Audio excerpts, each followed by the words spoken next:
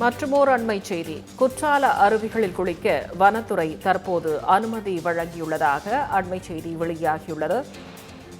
குற்றால அருவிகளில் குளிக்க வனத்துறை தற்போது அனுமதி வழங்கியுள்ளது.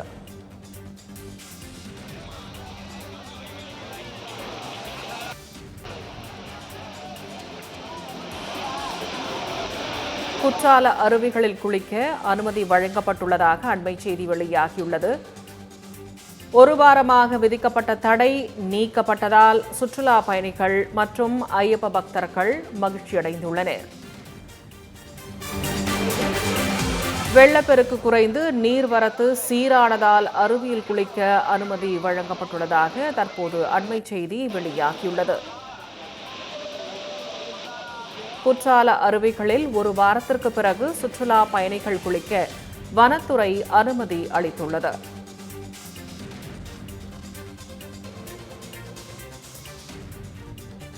ஒரு வார காலமாக விதிக்கப்பட்ட தடை நீக்கப்பட்டதால் சுற்றுலா பயணிகள் மற்றும் ஐயப்ப பக்தர்கள் மகிழ்ச்சியடைந்துள்ளனர்.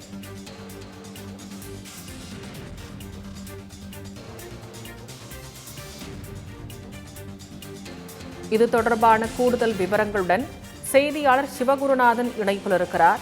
வணக்கம் சிவகுருநாதன், விவரங்களை பதிவு செய்யலாம். வணக்கம் திவ்யா. தென்காசி மாவட்டம் குற்றாலத்தில் பெய்த தொடர் மழையின் காரணமாக கடந்த 12ஆம் தேதி முதல் குற்றால அருவிகளில் கடும் வெள்ளப்பெருக்கு ஏற்பட்டது.